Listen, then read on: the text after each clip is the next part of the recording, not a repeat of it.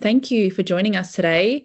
We thought it would be helpful to get our financial coach to join us, John, to give us some tips and talk about, the current climate in terms of cost of living, specifically fuel, how we can reduce our costs, some more tips on how to facilitate a healthy budget as well in this time. Yeah, so we're also just going to discuss at the end, what financial coaching might look like. So anyone who would like to reach out, please stay till the end. We've got a slide with our contact details. Some of you might not know that we do offer financial coaching in addition to general counselling. So we have a lot of other services available that's not just about getting help for, stress or anxiety and things like that. So please stick around and we'll share our contact details there. So with that, over to you, John. Thanks so much. Thanks very much, Sally, and good morning, everybody. Thanks for joining us. Unless you've been living under a rock, you would have realised that there's been massive changes to the price of fuel over the last 6 weeks or so, thanks to Donald. So obviously this has a flow-on effect, both for all of us actually, and will affect all of our budgets and, our standard of living as well. There's direct costs, obviously, which is the cost of fuel, which basically we're all feeling at the moment, maybe some more than others, depending on what your circumstances are. If you're living in outer suburbs or if you have children, if your occupation is one where you need to be commuting regularly, you're going to feel it more than probably somebody that is maybe more centrally located with better public transport. So there'll be different impacts on different people. So it's not just the cost of fuel, it's also the flow-on effects that will have as well. So obviously the impacts will be higher transport spend for all of us, as I say, depending on our circumstances. But also the increased cost of fuel will also have a flow-on effect to day-to-day items, particularly groceries. We'll probably feel it more directly or more quickly with fresh fruit and vegetables. And that will gradually flow through a little bit more to other food items as we go. There'll also more than likely be upward pressure on inflation. Fuel is a big part of the inflationary aspects in Australia, and that potentially could have an impact with regards to interest rates over the longer term. There is quite a bit of flow on from the effects of this fuel situation we're in. So basically, just to give us a bit of an idea of what's happened, I'm sure you've seen this at the petrol barrels already. So since late February, we've seen that the average family fuel spend has increased by about $20 a week, and that's based on an average 35 litre a week fuel consumption by the average household. You would have heard that the federal government's introduced a 50% reduction in fuel excise for 3 months. So that will go through to June. And as of the 9th of April, the average unleaded petrol price is floating somewhere between $2.24 and $2.26 a litre. The average diesel price has floated between $3.22 and $3.29 a litre. And one of my cars is a diesel car. I'm certainly noticing that increase in diesel costs. So a bit of pain at the fuel pump, to say the least. Okay, so what we wanted to do is, and this is survivable. So basically, we're just wanting to sort of talk about what you can do in your day-to-day, with your day-to-day household budget, to actually try and deal with this increase in costs that we'll be experiencing. And look, I suspect that we're going to see raised fuel prices for at least 12 months, I would suggest. There's no solution to the Strait of Hormuz situation at this point in time. And even if there was a solution, I think almost tomorrow, we would still see increased fuel prices for quite some time. So I think we need to build that into our budgets and into our lifestyles. So, a couple of quick ideas on how to reduce fuel costs with regards to the way we get around. And one of the obvious ones is just to plan your trips and maybe combined errands. So rather than sort of dashing down to the shops multiple times a day or whatever, if you can actually just plan your trips, whether it's shopping or whether it's taking children to school, whatever it might be, if you can plan those things, if you can actually combine things, then that can make quite a substantial difference to your overall fuel spend from a week-to-week basis. Another really good idea is to take advantage of fuel price cycles. So depending where you live, it varies from city to city, but you might find that fuel prices might dip in the middle of the week. So if you could actually fill up at those times or top up at those times, you might find you might save a bit of money as far as that's concerned. And the other thing to do is take advantage of fuel price apps out there. So there's apps such as Petrol Spy. There's quite a few apps out there. Some governments, like the Victorian government, has an app called Servo Saver, where you can actually go to these apps and sort of get an idea of what the fuel costs are in your locality. So it can be a great way of actually cutting back on those costs. Another obvious thing too is just maybe change driving habits. And that's simply things such as driving more conservatively, driving more smoothly. So go easy on the acceleration, go easy on the braking, and thinking about driving at a more consistent rate. Maybe looking at actually reducing the speed at which you travel. So, for instance, on a freeway, if you or highway, if you reduced your speed from 110 to maybe 90 kilometers an hour, that can have a good 10 to 15% reduction in fuel consumption. So little things like that on how you drive can make a bit of a difference with regards to your fuel consumption and therefore reducing your costs. Another thing you can think about is reducing the settings on your air conditioner and your heater in your car. So in warm climates, if you could just sort of increase the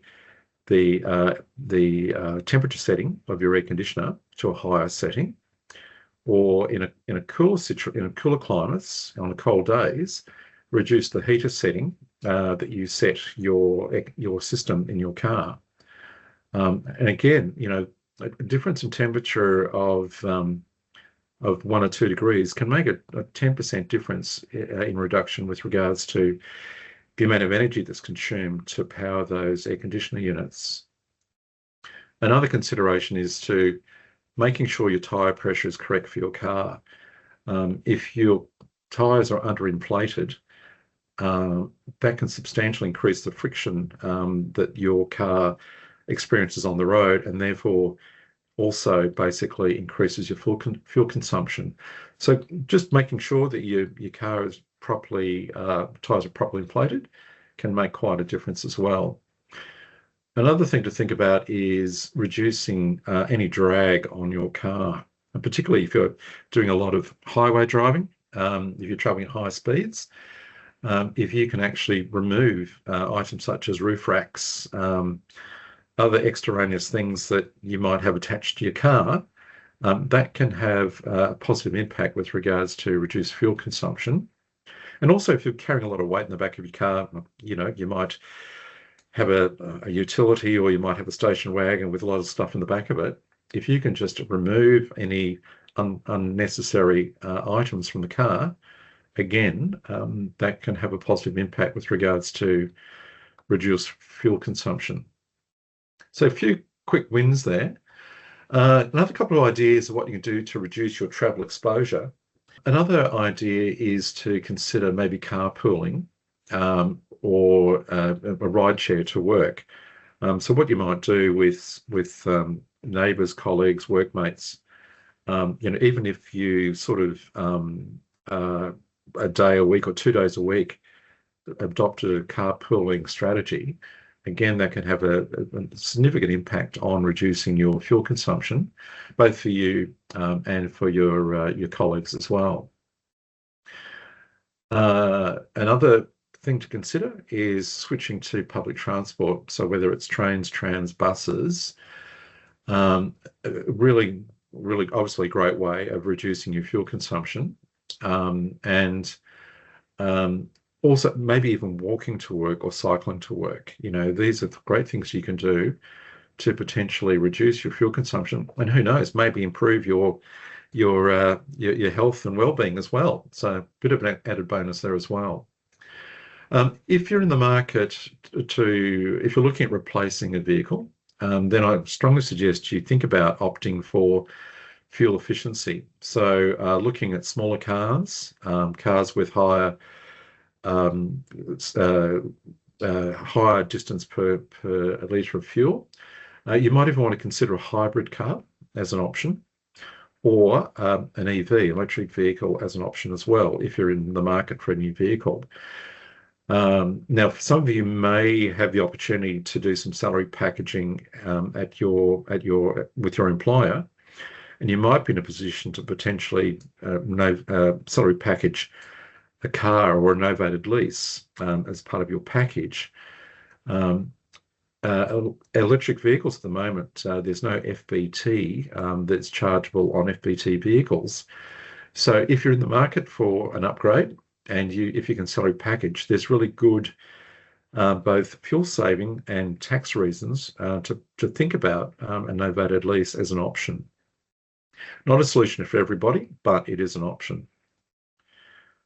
Okay, so we're just now going to look at the household budget now, and looking at how these increased fuel costs may impact our budget, and what can be done to effectively live within our means and make sure that we come out of the end of this in a financially good position.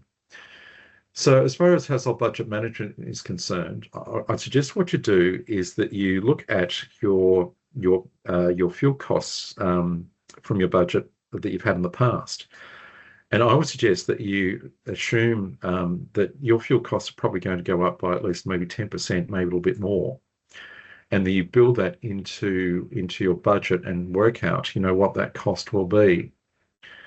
What I'd suggest you do as well is that that with regards to that you set a fuel cap as well. That basically you decide that you're going to spend X dollars a week on fuel, and if you and sort of stick to that, and that will then help sort of also help you sort of work out how you can potentially with those fuel caps, how you can actually with combining errands and using public transport and that sort of thing, how you can actually maintain that cap on fuel spending. Now, obviously, as we did say, there will be increased fuel costs associated with the situation at the moment. So then it's a case of looking at what non-essential spending items you've got that you could actually cut back on to offset the increased fuel expenses.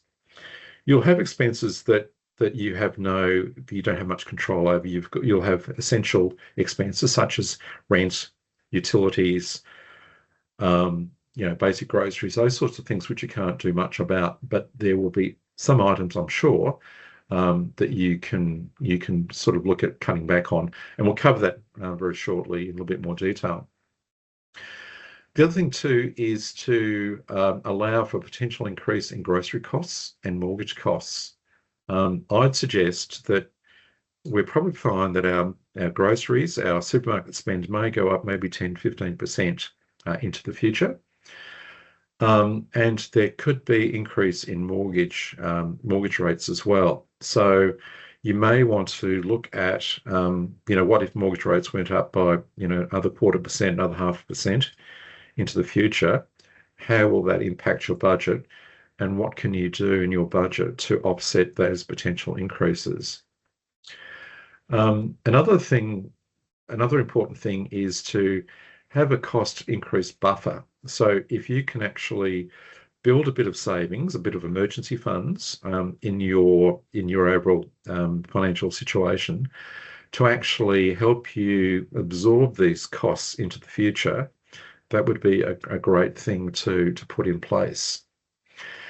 And the important thing is to try and protect your savings that you do have if you can, and hopefully not modify your savings plans that you have in place, whether that's savings to, I don't know, to travel or savings to achieve some sort of financial goal you've set yourself.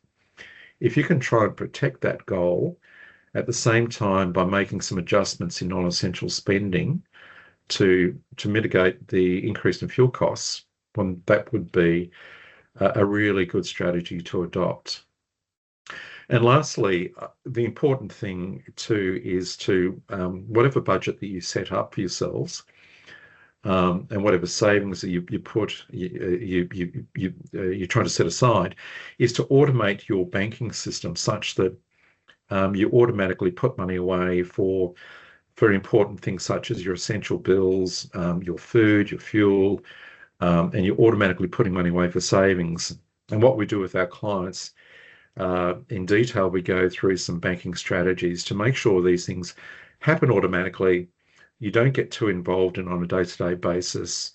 You've set the limits as to what you want to put away for different things, and they just happen. And lo and behold, over a period of time, you'll find that you have the money you require to pay for essential bills, you have money for non-essential items, and hopefully your savings should just happen automatically.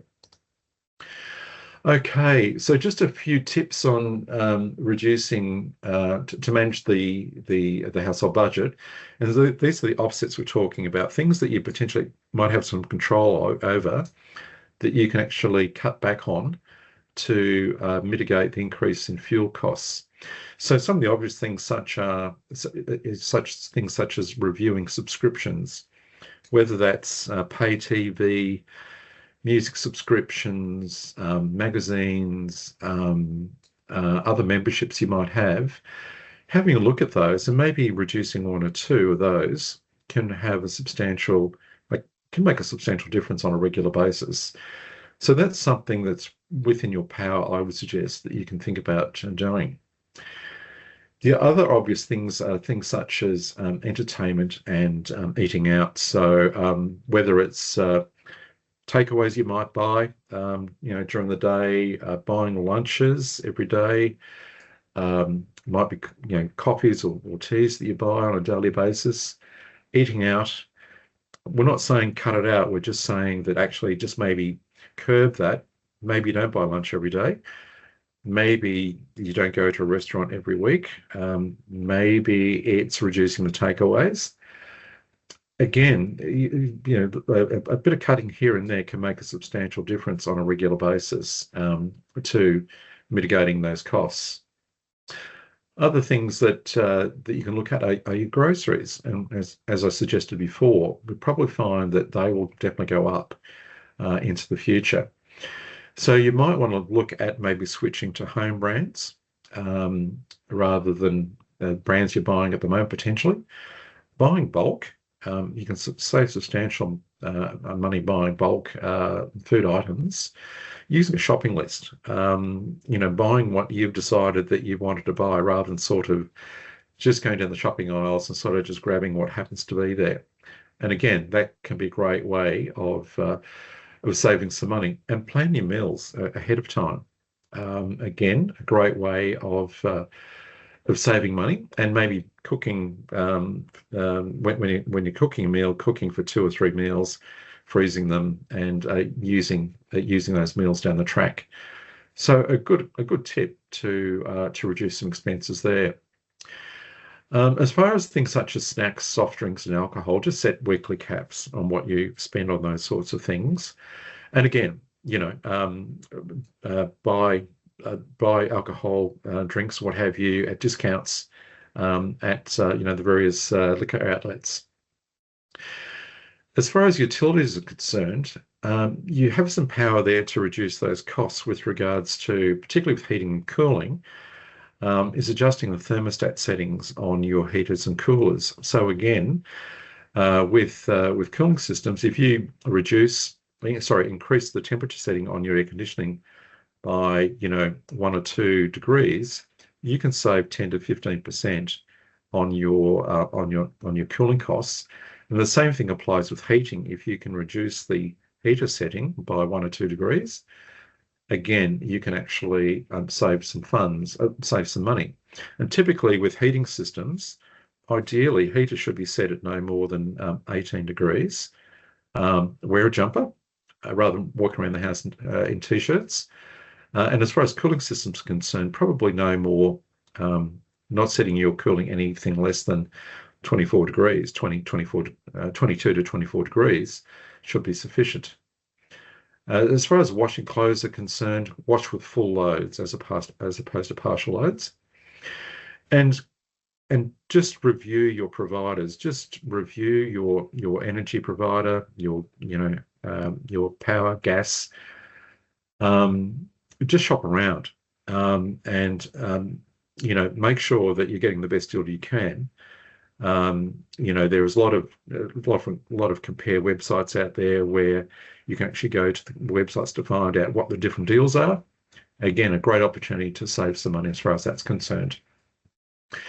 And the same thing goes for insurances, phone, internet. Constantly check when your car insurance comes up, when your household insurance comes up, other insurances, health insurance. Just make sure you're getting the best possible deal. The number of times I've found where I've been with an insurance company for many, many years to find that basically I've been taken, I've basically taken advantage of the fact that I've been loyal. And going back to them saying, look, I've been with you for 10 years. Why can't I get the same deal that new clients do? And it's funny how they manage to basically come up with a better rate for you. So definitely shop around on those expenses as well. Okay, so that's some tips on what we can do to help survive the increase in fuel costs. As Sally mentioned, as a financial coach, I've been financial coaching and financial advisor for many, many years. And look, just to let you know what financial coaching is all about. So what we do is we chat with you online for about an hour or so, have an hour session. And what we try and do is identify what your financial concerns are. Many of us are actually living our lives, and there's always some sort of niggling financial stress in the background. So what we try and do is find out what your financial concerns are, determine what your financial goals are, and then have a look at what your current financial position is. So look at your current assets and liabilities. So that then gives us an idea of how far away you are from where you want to be ideally with your financial goals. Then what we do is we go through your cash flow in detail. We look at all your income sources, all your expenses, and then we look at what we can do. Look at tips and ways to actually help manage your financial, manage your budget, and what sort of financial controls you can put in place to help manage your budget. And part of those strategies we look at is a banking strategy, how to organize your income, how to organize your expenses, to make sure that you actually can live within your means, and put money away, save money so that that savings can help you achieve your financial goals. So those financial goals may be potentially just to pay off the credit card in the short term. It may be to put money away for a family trip overseas. It may be to pay off your mortgage in 10 years' time. It may be to increase your retirement savings.